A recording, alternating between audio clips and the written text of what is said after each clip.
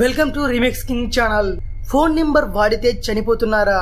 నమ్మశక్యం కాకపోయినా ఇది నిజం. కొన్ని సంఖ్యలు శుభసూచకమని, కొన్ని సంఖ్యలు కీడును సంకిస్తాయని కొందరు నమ్ముతారు.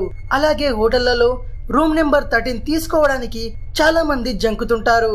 యాదృచ్ఛికమో కాకతాళీయమో తెలియదు, కానీ ఈ రూమ్ లో ఉన్న చాలా మంది అనేక ఇబ్బందులు ఎదుర్కొన్నారని కథలుగా చెప్పుకుంటారు. అందుకే రూమ్ నెంబర్ 13 పేరు చెబితేనే వణికిపోయే వాళ్ళు కూడా ఉన్నారు. ఏదేమైనా అదో సెంటిమెంట్ లా బలపడిపోయింది. నిజానికి అక్కడేమీ ఉండదు. ఇప్పుడు మనం చెప్పుకోబోయే విషయం కూడా సరిగ్గా అలాంటిదే. 0888888. చూడడానికి వెరైటీగా ఉన్న ఈ ల్యాండ్ లైన్ నెంబర్ పై తాజాగా రకరకాల పుకార్లు వినిపిస్తున్నాయి. ఈ నెంబర్ వాడిన వారంతా చనిపోతున్నారంటూ ప్రచారం జరుగుతోంది. అయితే వాటిని పూర్తిగా పుకార్లని కొట్టిపారేయలేం.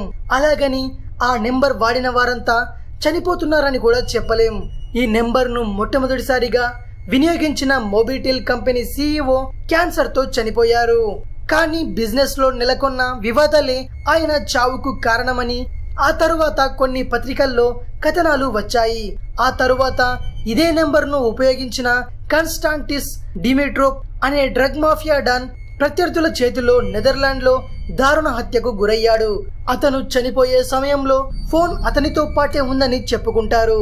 ఇక ఇదే నెంబర్ను వాడిన మూడో వ్యక్తి వ్యాపారవేత్త డిస్లిప్. బల్గేరియాలోని ఓ ఇండియన్ రెస్టారెంట్ ఎదురుగా ఇతను కూడా 2005లో దారుణ హత్యకు గురయ్యాడు. 2005 తర్వాత ఈ నెంబర్ కు కాల్ చేసిన వారికి అవుట్ సైడ్ నెట్వర్క్ కవరేజ్ అనే సమాధానమే వస్తుంది. ఈ చావులకు ఫోన్ నెంబర్ కు సంబంధం ఉన్నా లేకపోయినా ఇలాంటివి కూడా నమ్మేవాళ్ళు ఇంకా ఉన్నారన్నది కాదనలేని వాస్తవం. ఇది విషయం. మరిన్ని మిస్టరీ వీడియోస్ కోసం రీమిక్స్ కింగ్ ఛానల్ ని సబ్స్క్రైబ్ చేయండి. మరో వీడియోతో మీ ముందుకు వస్తాను.